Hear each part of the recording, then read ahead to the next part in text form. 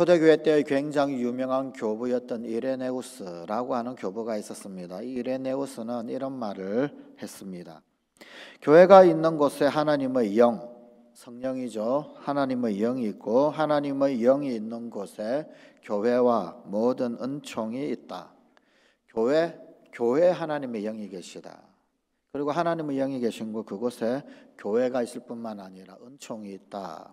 무슨 이야기냐면 이 이레네우스의 이단 반박이라고 하는 그런 글에 나오는 말인데 이런 뜻입니다. 교회를 통해서 하나님의 구원 은총이 작용하고 있다라는 겁니다. 교회를 통하여서 하나님의 구원 은총이 작용하고 있다.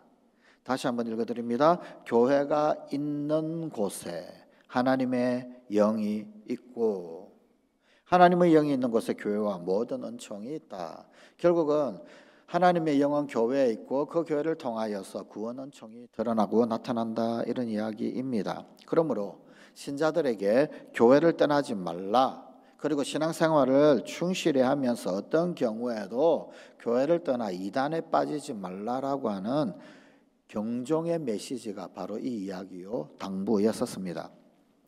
우리가 고백하고 있는 이 사도신경의 거룩한 공교회. 여러분이 거룩한 공교회 두 단어로 이루어져 있을까요? 세 단어로 이루어져 있을까요? 우리말이 조금 공교회 이런 굉장히 좀 어렵습니다. 예. 이 거룩한 공교회라고 하는 말, 이 말을 원래 라틴어 원어로는 뭐라고 기록을 하고 있느냐면 Sanctam Ecclesiam Catholicam이라고 되어져 있어요. 이 무슨 말이냐면은 Sanctam이라고 하는 말은 거룩한, 신성한 이런 뜻입니다. Ecclesiam이라고 하면 교회라는 뜻이고요. Catholicam 하면은 보편된 이런 뜻입니다. 그러니까 우리말 사도신경에 거룩한 공교회라고 되어져 있는데 저 거룩한 공교회라고 하는 이 말은 결국 무슨 말이냐면 거룩한 보편적 교회, 공교회는 보편적 교회 그런 뜻입니다. 이 보편적 교회를 공교회라고 그렇게 사실 번역을 하고 있는 것입니다. 여기에서 라틴어의 교회에 해당되어지는 에클레시암 이라고 하는 말, 이 말은 원래 이제 헬라어 성경에 에클레시아, 교회를 지칭하는 헬라어 단어입니다. 에클레시아라고 하는 말을 라틴어로 번역하면 에클레시암이 됩니다. 뭐 미음자 하나 더 붙는 거죠, 그죠? 그런데 그러면 헬라어 에클레시아 그러면 이게 무슨 말이냐면은 하나님으로부터 부름받은 이들의 모임, 불러낸 자들의 모임, 뭐 이런 뜻이 됩니다. 그래서 이 에클레시아라고 하는 이 명사형에 상응하는 동사형이 있습니다.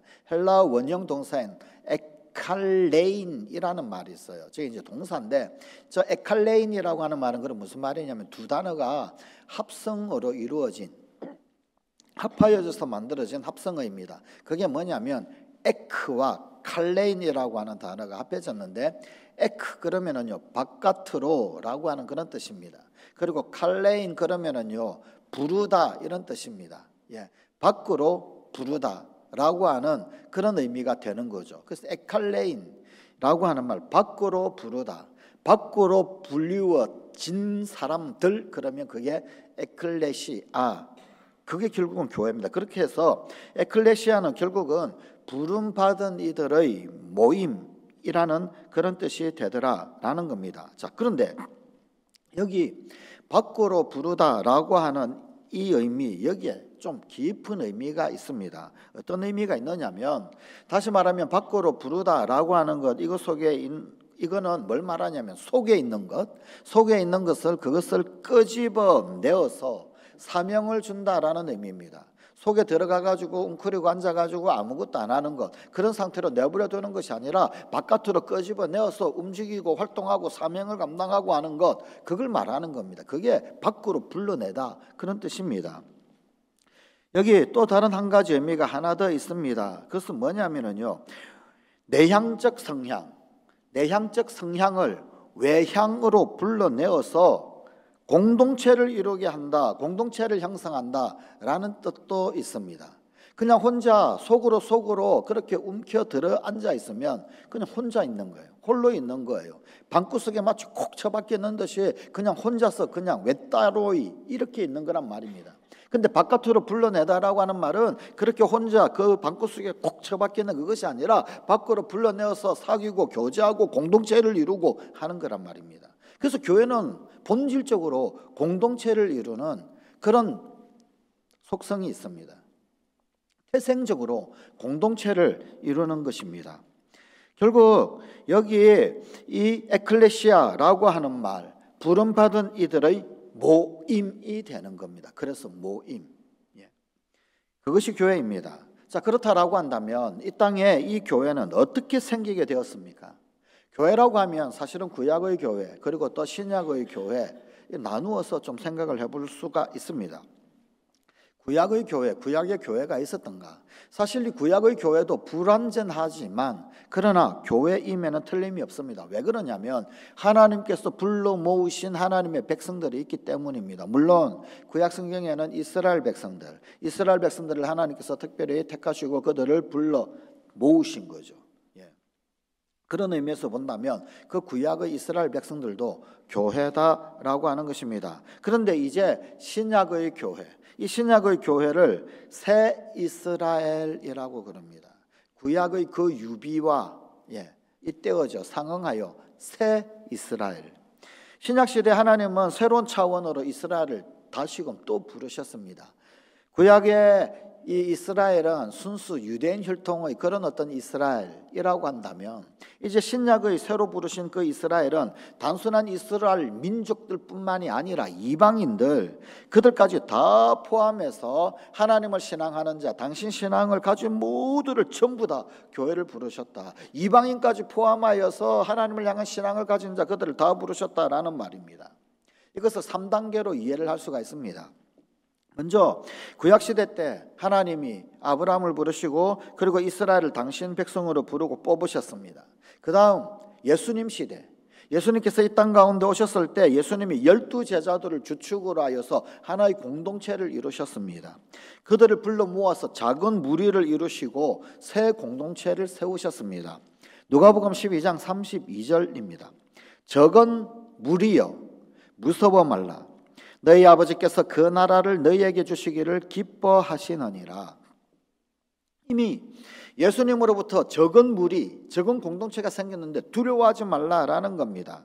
그리고 이 공동체에 하나님 나라의 열쇠까지도 예수님은 맡기셨습니다. 그리고 예수님의 부활 이후 성령 강림을 통하여서 신약의 교회를 창립하셨습니다. 성령과 더불어 태어난 그 교회가 세상 안으로 들어가서 선교 활동을 펼침으로써 교회의 시대가 열리게 된 겁니다. 그래서 구약의 시대, 예수님 당시, 예수님 부활 이후에 성령 강림 시대의 교회는 그렇게 점차적으로 완전을 향하여서 확립되고 확산되고 확장되어져 가게 되었었습니다. 결국 교회는 이제 이미 시작되었습니다만 그러나 아직 완성되지 아니한 하나님 나라 사이의 이른바 어쩌면 그 중간기, 이미와 아직의 그 중간에 있는 그 하나님 나라, 이 하나님 나라를 위해서 수고하고 성장해 가고 이 이미와 아직 사이에 요 빈칸, 이 빈칸을 교회가 채워가며 하나님의 나라를 이루어가는 겁니다. 그게 교회의 사명이고 교회가 하나님 나라를 대표하는 속성을 가진 것입니다. 종말에 하나님 나라가 완성될 때 그때 이 땅의 교회도 온전한 완성이 이루어진다라는 겁니다. 그렇다면 하나님 나라가 이미와 아직 사이에 있는 것처럼 교회는 이미 하나님 나라를 드러내지만 그러나 그럼에도 불구하고 아직 완전하게 완성된 것은 아니더라. 하나님 나라가 이미와 아직 사이에 있는 것처럼 이 땅의 교회도 이미와 아직 사이에 사실은 존재하고 있는 것입니다. 오늘날 우리가 고백하는 사도신경에는 거룩한 공교회를 믿는다라고 고백을 합니다. 하지만 니케아 콘스탄티노플 신주에 보게 되면은 우리는 거룩한 보편적이고 사도적인 교회를 믿는다. 그 앞에 하나의가 더 들어가 있습니다. 우리가 고백하는 사도신경은 거룩한 공교회, 이 말은 거룩하고 보편적인 교회라고 하는 뜻이라고 말씀을 드렸지요. 그런데 니케아 콘스탄티노플 신주에 보게 되면 두 가지가 더 들어가 있습니다. 그게 뭐냐면 하나의, 우리는 하나의 거룩한 보편적이고 사도적인 교회, 하나와 사도적이라고 하는 말이 더 들어가 있습니다. 자, 이전에 이 사도신경을 처음 시작하면서 지금 우리가 고백하고 있는 이 사도신경의 고백문이 문장으로 온전하게 완성되어진 것, 이건 상당히 후대의 일이다라고 말씀을 드린 적이 있습니다. 이 사도들이 고백했던 그 어떤 문장, 이것이 이제 처음으로 이렇게 이제 사도신경의 모양새로 기록된 것은 사실은 4세기경입니다. 4세기경. 그보다도 훨씬 더 이후 이 문장이 완전하게 갖추어지기까지는 400년이 걸립니다. 8세기경에 이 문장이 완전하게 이루어지게 됩니다. 하지만 이 사도신경 이 문장에 대하여서 동방교회, 정교회라고 불리는 교회 있죠. 또 아프리카 기독교라고 하는 콥틱 교회도 있습니다. 이런 교회들은 오늘날 우리가 고백하고 있는 이 사도신경의 이 문장을 고백하지를 않습니다. 사도신경으로 인정하지를 않습니다. 왜 그러냐면은 동방교회와 서방교회가 분리되고 난 이후에 서방교회에서 갖추어진 고백 문장이 지금 오늘날 우리가 고백하고 있는 사도신경 고백문이기 때문입니다. 그런데 동방교회와 서방교회가 분리되기 이전에 동서방교회가 전부 다 하나였을 때 그때 고백했던 굉장히 중요한 신앙 고백문이 있습니다. 그게 뭐냐면 바로 조금 전에 소개해드렸던 니케아 콘스탄티노플 신조라고 하는 것입니다. 이것은 니케아 공의회가 325년 AD 325년에 있었고 콘스탄티노플 공의회가 381년에 있었습니다. 325년에 이 이레네우스 이단을 정죄를 하면서 그러면서 우리가 믿는 신앙은 이런 것이다 라고 하는 고백이 있었습니다. 그리고 콘스탄티노플 공의회 381년에 325년에 고백했던 이 신앙 고백문이 진정한 우리의 신앙 고백이다 라고 하면서 다시 한 번 더 재확인을 하게 됩니다. 그래서 이 고백문을 소위 니케아 콘스탄티노플 신앙 고백문, 줄여서 니케아 콘스탄티노플 신조 혹은 신경이라고 합니다. 그런데 이것은 동서방교회가 분리되기 이전에 고백했던, 그래서 오늘날 우리가 고백하고 있는 이 사도신경의 신앙 고백문을 동방교회는 인정하고 있지 않지만 니케아 콘스탄티노플 신조는 동방교회라고 한다 할지라도 신앙 고백문으로 동일하게 인정을 하고 고백을 하고 있습니다. 그런데 여기 이 니케아 콘스탄티노플 신조에는 이 교회를 일컬어서 하나의 거룩하고 보편적 사도적인 교회를 믿습니다. 우리는 그 교회를 믿습니다 라고 하면서 교회의 특성을 이 네 가지로 이야기를 합니다. 교회는 하나의 교회이다. 교회는 거룩한 교회이다. 교회는 보편적인 교회이다. 교회는 사도적인 교회이다 라고 하는 것입니다. 우선 교회는 하나입니다. 하나의 교회. 여기서 말하는 고백은 교회는 개신교, 장로교, 정교회 등등등등 따지고 보면 우리 모두는 하나다라고 하는 것입니다. 에베소서 4장 3절에서 6절입니다. 평안의 매는 줄로 성령이 하나 되게 하신 것을 힘써 지키라. 몸이 하나요 성령도 한 분이시니 이와 같이 너희가 부르심의 한 소망 안에서 부르심을 받았느니라. 주도 한 분이시요 믿음도 하나요 세례도 하나요 하나님도 한 분이시니 곧 만유의 아버지시라. 만유 위에 계시고 만유를 통일하시고 만유 가운데 계시도다. 사실 실제로는 우리는 도처에서 우리 그리스도인들이 참 여럿으로 많이 갈라져 있는 그런 모습을 보게 됩니다. 우리 한국의 장로교, 우리 한국의 장로교 교파만 해도 몇 개인지 아십니까? 200개가 넘습니다. 200개. 뭔 알지도 못하는, 이름도 모르는 그런 장로교가 얼마나 많은지 모르겠습니다.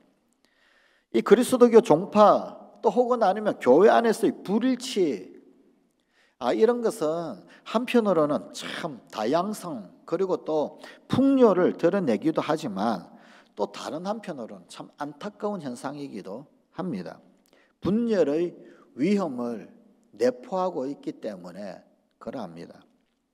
어찌됐든 교회가 분열되고 여럿이 생겼는데 하나님께서 종말이 가까워 오게 되면 이들을 다 어떻게 정리하실까요? 종말이 되어져 오면 하나님께서 이거 전부 다 하나로 딱 뭉뚱그려 가지고 하나의 교회로 만드실까요? 장로교, 감리교, 침례교 전부 다 하나. 야 너네 중에서 가위바위보 해. 그래가지고 전부 다 장로교로 다 바꿔. 아니면 어떤 게임, 오징어 게임을 해가지고 1등 하는 거. 그래가지고 감리교가 1등 해가지고 전부 다 감리교로 다 바꿔. 하나님 그렇게 하실까요? 아마도 그렇게 하시지는 않을 것 같습니다. 만약에 걸러내어서 참된 것만 남기는 그런 작업을 한다, 그렇다라고 한다면 이 역사적 교훈을 보건대 신앙의 이름으로 또 전쟁이 일어나야 하지 않겠습니까? 그리고 인류 역사 가운데 종교전쟁만큼 비극적이고 참혹하고 종교전쟁만큼 악마적인 전쟁이 없습니다. 사실 지금 저 우리보다 서쪽에 있는 한참 싸우고 있는 그들, 전쟁 가운데 있는 그들도 결국 뿌리 깊숙하게 들어가 보게 되면은 종교의 문제가 도사리고 있는 것 아닙니까? 아마도 주님께서 강제적으로 어떤 전쟁을 일으켜서라도 통합을 시키게끔 그런 식으로 역사하실까요? 모르겠습니다. 그러기에 하여간 어쨌든 현재 있는 상태로 서로 화해하며 잘 지내는 게 좋지 않겠습니까? 물론 요원한 일이지만 서로 화해하고 서로 대화가 통하고 서로가 잘못된 것을 바로 잡아가고 서로가 바람직한 방향으로 그렇게 융합해 나가는, 그게 가장 성경적인 정신과 합당하고 부합되는 것이 아니겠습니까? 그러기 위해서 주의 성령이 진리의 빛을 비추어 주시도록 우리는 끊임없이 기도해야 합니다. 알게 해주십시오. 깨닫게 해주십시오. 그래서 바른 것을 붙들고 추구할 수 있게 해주십시오. 끊임없이. 초대교회 오리게네스의 호소에 귀 기울일 줄 알아야 합니다. 죄가 있는 곳에는 다수가 있고 이교가 있고 이단이 있고 갈등이 있습니다. 덕이 있는 곳에 일치가 있고 모든 믿는 이들이 한 몸, 한 마음을 이루는 일치가 있습니다. 결국 그런 분열은 죄의 표징들이더라는 겁니다. 그리고 그 죄의 표징들을 끊임없이 방치하게 될 때 이단들이 나타나게 되더라는 이야기입니다. 오직 덕이 있어야 합니다. 덕이 있는 곳에 일치가 있다. 모든 믿는 이들이 한 몸, 한 마음을 이루는 일치가 있습니다. 덕이 중요합니다. 덕이. 여러분, 그래도 사실 그 자랑거리가 뭐가 있겠습니까? 하나님 앞에 무슨 자랑이 되겠습니까? 우리 장로교 교파가 200개가 넘는데 그나마 다행인 게 뭐냐면 우리 본교단, 통합이라고 하는 이름을 가진 이 본교단, 통합이라고 하는 이름 이후에 단 한 번도 갈라진 적이 없더라라는 겁니다. 참 놀랍게도 우리 통합교단이 통합이라고 하는 이름을 딱 가지고 난 그 이후에 우리 통합교단 내에서는 단 하나의 분파도 단 한 번도 갈라진 적이 없습니다. 거기에는 고 한경지 목사님의 역할이 아주 지대했습니다. 그분의 신앙, 그분의 목회, 그분의 성향, 그분의 신학 자체가 포용이었어요. 포용. 반면에 한경직 목사님과 조금 반대적 입장의 신학적 노선에 있었던 분이 있습니다. 그분은 소위 칼이에요, 칼. 어떤 기준이 있어가지고 여기에서 조금만, 약간만 다르면 단죄를 해버려요. 칼질을 해버리는 거예요. 아니나 다를까 막 수십 개의 교단이 거기에서 막 분파.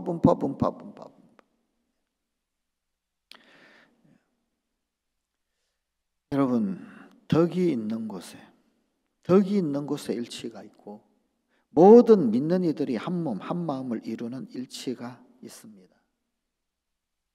바로 우리가 서로 화해하고 대화를 포기하지 않고 나누어야 하는 그런 이유입니다. 둘째, 교회는 거룩합니다. 거룩한 교회. 정말 거룩합니까? 교회는 정말 거룩할까요? 분명한 것은 하나님 홀로 거룩하시다라는 겁니다.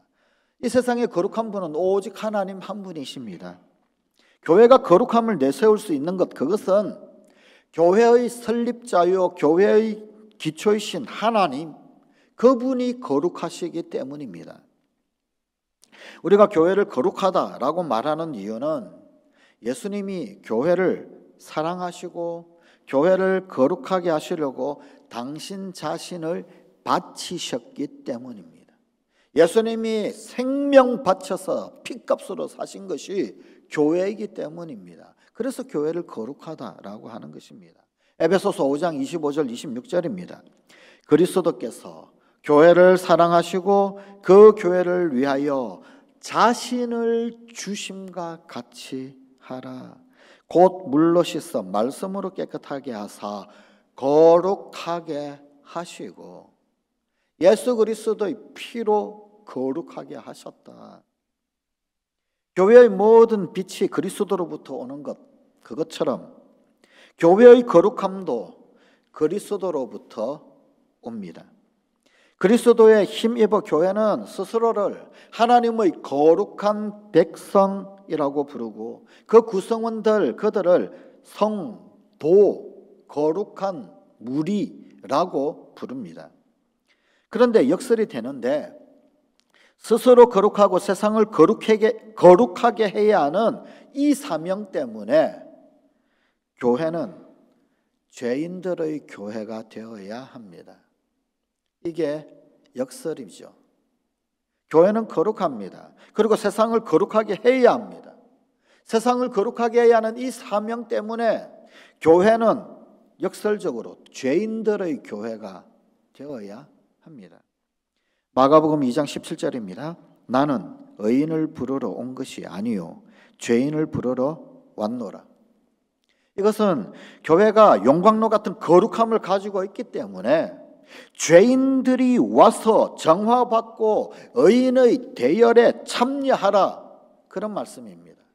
교회는 죄인들에게 문이 열려 있습니다. 죄인들은 교회로 나와야 합니다. 그러나 더 큰 거룩으로 그 죄인들을 거룩하게 만들어내는 능력이 교회 가운데 있어야 하고 그 대열에 참여하라라는 것입니다. 말씀이, 예배가, 기도가 다 교회 안에 있지 않습니까? 첫째, 교회는 보편적입니다. 보편적인 교회.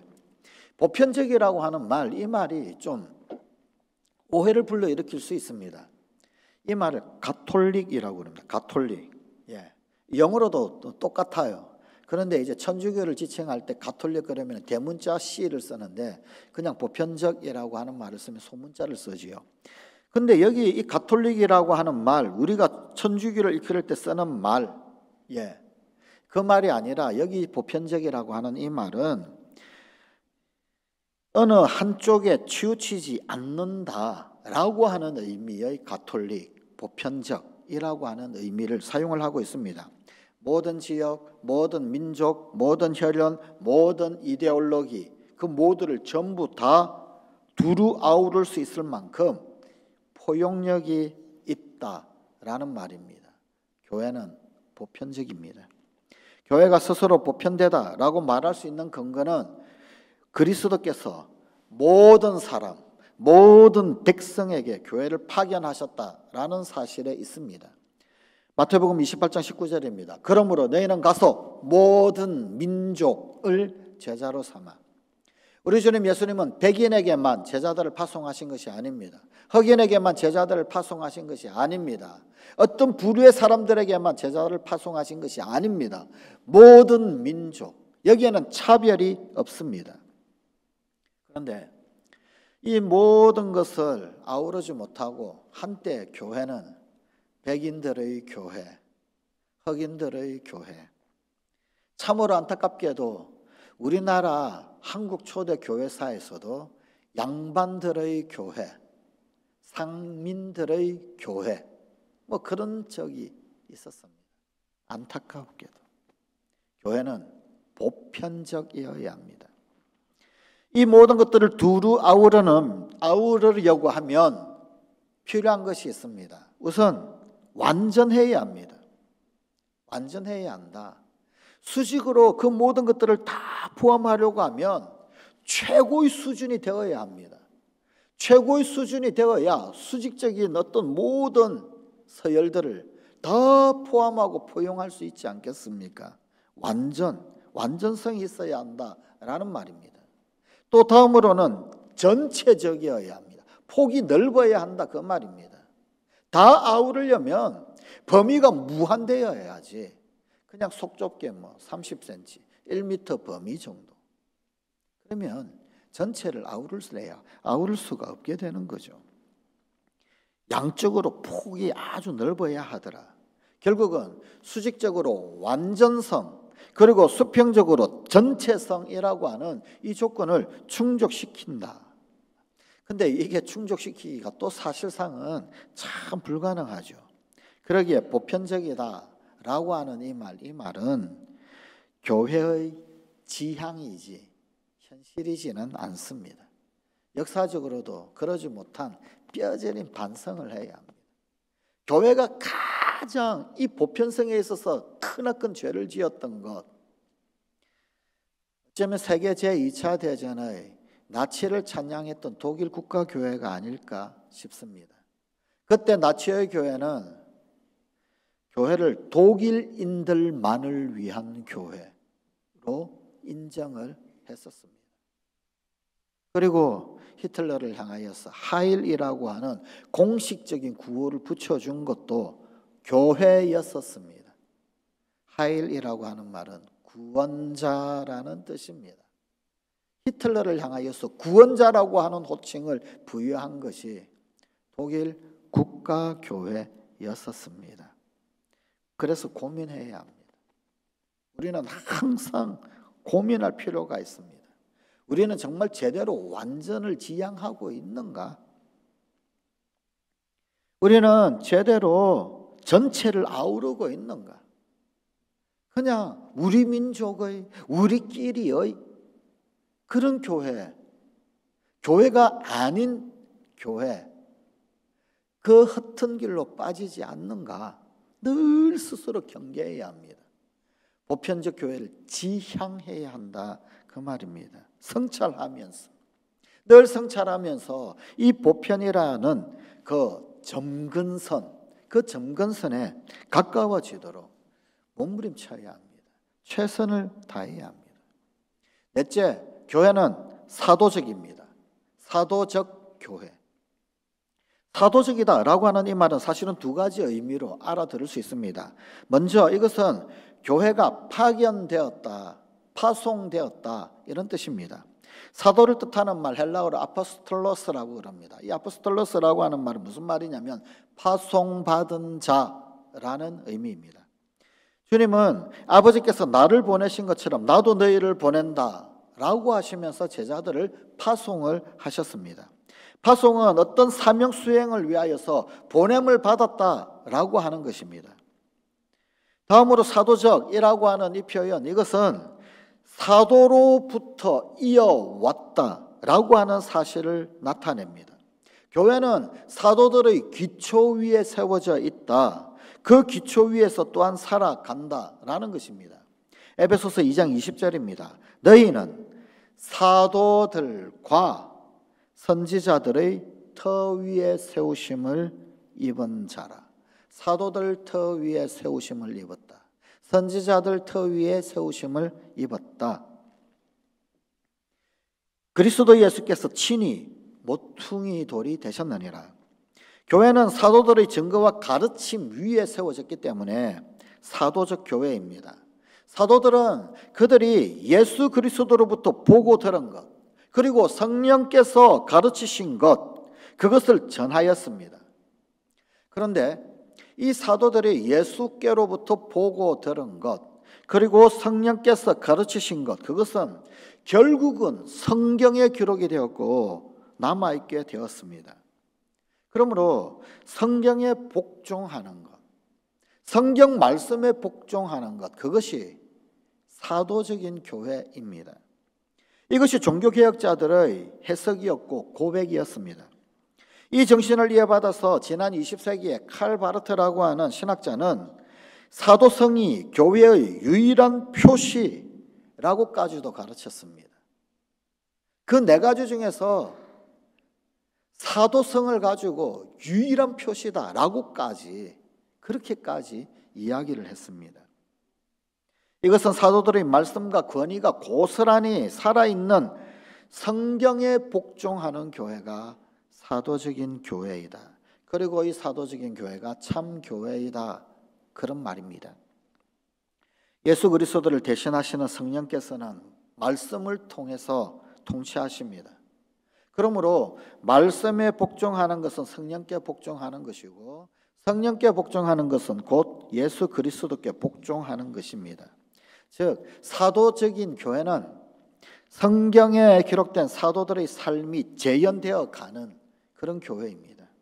복음을 전하는 데 따르는 사도들의 고난에 그들의 삶에 동참하는 것, 성경 말씀 따라, 그것이 진정한 사도들의 교회입니다. 교회는 예수님의 어떤 성사다라고 할 수도 있습니다. 교회를 올바로 알려고 그러면 이 성사라고 하는 말, 이 말을 좀 먼저 이해해야 합니다. 왜냐하면 이 교회의 정체성과 관련하여서 성사로서의 어떤 측면이 큰 비중을 차지하기 때문입니다. 그런데 이 성사라고 하는 말, 이 말도 우리 개신교는 잘 사용을 하지 않습니다. 우리 개신교는 성사라고 하는 말보다는 성례라고 하는 말을 사용을 합니다. 성사라고 하는 말은 좀 가톨릭에서 주로 사용을 하는 그런 말이지요. 성례 혹은 성례전이라고 하는 말을 우리 개신교를 사용을 합니다. 그러나 교회를 이해하는 데 있어서 성례라고 하는 말보다는 성사라는 말이 좀 더 이해의 폭이 정확하기에 이 성사라고 하는 말을 인용을 해서 교회를 좀 설명을 하고자 합니다. 아무래도 성례라고 하면 한자로 거룩할 성자에 예식 예자를 써서 거룩한 예식, 거룩한 예전, 이런 의미, 예전을 지칭하는 의미가 강하게 되는 거죠. 그래서 어떤 사물이나 사건으로 교회를 이해하는 데는 좀 약간 뉘앙스가 좀 차이가 있기 때문입니다. 그래서 어떤 사물 혹은 어떤 사건적 개념으로 이해하기 위해서 성사라고 하는 말, 이 말을 인용해서 설명을 하자면 이런 겁니다. 이 성사라고 하는 말, 이 말은 결국 무슨 뜻이냐면 가시적인 어떤 방편들을 통하여서 불가시적인 은총과 자비의 선물을 드러내주는 것, 그걸 말합니다. 성사, 거룩할 성자에 일사자를 씁니다. 거룩한 일이라고 하는 그런 말인데 어떤 눈에 보이는 방편들 있죠. 예를 들면 지금 말씀을 전한다든지 혹은 아니면 어떤 몸짓을 한다든지 혹은 아니면 어떤 재료들을 동원하고 사용을 한다든지, 그 중에 예배도 마찬가지입니다. 예전이라고 하는 예배 형식, 이런 모든 어떤 가시적인 방편들을 사용을 해서 불가시적인 자비와 은총, 하나님의 자비나 하나님의 은총이 우리 눈에 보이지 않습니다. 하나님 계심이 우리 눈에 보이지 않고 우리 눈으로 볼 수도 없습니다. 그러나 보이지 않는 그 자비와 그 은총을 보이는 어떤 방편들, 말씀이나 행위나 재료들이나 어떤 모티브를 사용한 어떤 그런 예전도 좋고 그 무엇을 통해 가지고 보이지 않는 것을 보이게끔 하는 거룩한 일을 성사라고 합니다. 이 사람들은 사실은 이 보이지 않는 것을 보고 싶어 합니다. 또 보이지 않는 것을 손으로 만지고 싶어 합니다. 사람들의 심리입니다. 심지어 하나님의 사랑까지도 무언가 보이는 것을 통하여서 확인하고 싶어 합니다. 이런 사람의 욕구를 하나님께서 나무라지를 않으셨습니다. 오히려 사람이 원하는 방식으로 당신의 사랑을 드러내 주셨습니다. 이것이 바로 성사입니다. 즉 하나님께서 보이지 않는 거룩한 은총을 보이는 다른 그 무엇을 통하여서 드러내 주시고 베풀어 주시는 예, 그걸 성사라고 합니다. 바로 이런 의미에서 교회는 예수 그리스도의 성사입니다. 예수님은 승천하시기 전에 당신을 대신해서 우리 인간이 하나님을 만나볼 수 있는 길을 열어주셨습니다. 그런데 그 길이 바로 교회더라 라고 하는 것입니다. 즉 예수님은 손수 교회를 세우시고 우리가 교회를 통해서 예수님과 하나님을 만날 수 있도록 해주셨다 그 말입니다. 이래하여서 교회가 하는 일이 곧 예수님이 하는 일이나 마찬가지인 그런 셈이 되었습니다. 그래서 교회를 예수 그리스도의 성사라고 할 수 있습니다. 성관가족 여러분, 잊지 마십시다. 교회는 예수님의 성사입니다. 우리가 예수님을 만날 수 있게 해주는 가장 기본적인 성사, 그것이 바로 이 교회더라라는 것입니다. 교회가 예수님의 성사라고 한다면 예수님은 성부 하나님의 성사입니다. 하나님께서는 인간을 사랑하셨기 때문에 인간의 역사를 통해 우리에게 다가오셨습니다. 예수 그리스도께서 이 땅 가운데 오시기 이전에 구약시대 때는 이스라엘 역사 속에서 사건들을 통하여서 당신 자신을 알려주셨습니다. 그리고 마침내 예수 그리스도를 보내셨습니다. 그리고 예수 그리스도를 통하여서 하나님 당신 자신을 드러내셨습니다. 그런 의미에서 예수님은 하나님의 성사가 됩니다. 예수 그리스도를 통해 우리는 눈에 보이지 않는 하나님을 눈으로 보고 하나님의 말씀을 귀로 듣고 하나님의 사랑을 손으로 만지게 되었습니다. 이처럼 예수 그리스도를 통해 하나님 자신 그리고 그분의 사랑이 완전히 드러나고 또 그 덕에 죄 많은 인간이 죄의 구덩이에서 벗어나 구원을 받게 되었습니다. 예수님은 당신께서 아버지의 성사임을 이렇게 성경에서 밝히셨어요. 요한복음 14장 9절입니다. 나를 본 사람은 곧 아버지를 뵌 것이다. 나를 본 것이 곧 아버지를 본 것이다. 이게 바로 예수님이 하나님의 성사이다 그런 말입니다. 실로 예수님의 삶 자체가 보이지 않는 하나님을 계시해 주는 주요한 표징들이었습니다. 여기서 종합해보면 예수님은 성부 하나님의 성사, 그리고 이 예수님의 성사가 교회, 그리고 교회의 성사, 이 교회의 성사가 바로 우리 그리스도인입니다. 바깥으로 불러냄을 받은 자, 바깥으로 불러낸 자, 에클레시아, 우리 각자 교회. 그래서 나는 나 하나로 존재하는 것이 아니라 교회로 존재합니다. 나는 나 하나가 교회의 성사가 되어 있고 그리고 교회 공동체를 이루므로 예수 그리스도를 드러내는 자, 그게 교회된 나, 교회된 우리의 실체입니다. 사랑하는 성관가족 여러분, 거꾸로 올라가면 어디까지 올라갑니까? 성부 하나님께 올라갑니다. 교회인 우리는 하나님의 성사입니다. 그러므로 우리는 하나님이라고 하는 단어를 쓰지 않고도 하나님을 말할 줄 알아야 하고 예수님이라는 단어를 쓰지 않고도 예수님을 말할 줄 알아야 합니다. 성사이기 때문에 그렇습니다. 김아무개를 보니 성광교회가 보이는구나. 김아무개를 보니 성광교회의 예수님이 보이는구나. 김아무개를 보니 성광교회의 예수님, 그분이 드러내시는 하나님의 자비가 보이는구나. 이게 교회된 우리 존재들입니다.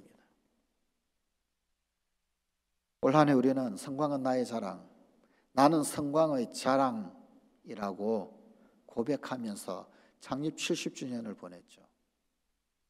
그저 교회의 자랑을 말하는 게 아닙니다. 하나님의 성사라는 거예요.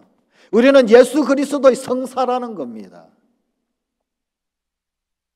나는 교회를 드러내고 교회를 통하여 예수 그리스도를 드러내고 교회 역사하시는 예수 그리스도를 통하여 이 땅 가운데 하나님을 드러내는 자, 그가 바로 납니다. 그리고 우리 성광 가족들입니다.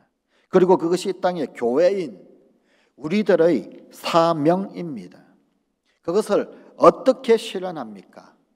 하나의 거룩한 보편적이고 사도적인 교회됨으로써 하나님의 성사가 되어 실현하는 겁니다. 하나 된 것을 힘써 지키는, 평화의 줄로 매는 그 일에 힘써 지키는 하나의 교회됨으로 하나님의 성사가 되는 것이고 예수 그리스도의 성사가 되는 것입니다. 거룩한 교회됨으로 하나님의 성사가 되고 예수 그리스도의 성사가 되는 것입니다. 보편적인 교회가 됨으로 하나님의 성사가 되는 겁니다. 이리 갈리고 저리 갈리고 무슨 파. 사도적인 교회, 하나님의 말씀을 순종하고 하나님의 말씀을 가장 소중히 여기고 그 말씀을 이 땅 가운데서 실현함으로 우리는 교회가 되는 것이고 하나님의 성사, 예수 그리스도의 성사가 되는 것입니다. 거룩한 공교회, 우리는 거룩한 공교회를 믿습니다. 그리고 믿을 뿐 아니라 우리가 거룩한 공교회가 되어야 합니다. 기도하십시오. 아버지 하나님, 하나의 거룩한 보편적이고 사도적인 교회됨으로 오직 예수 그리스도를 드러내는 하나님의 교회되는 우리 성관 가족들이 되게 하여 주시옵소서. 이 땅 가운데 하나님의 성사로 살아가는, 그래야 오직 주님께만 영광, 오직 하나님만 경배, 오직 하나님만 예배 찬양하는 우리 사랑하는 성관 가족들이 다 되게 하여 주시옵소서. 우리 주 예수님 이름으로 기도드리옵나이다. 아멘.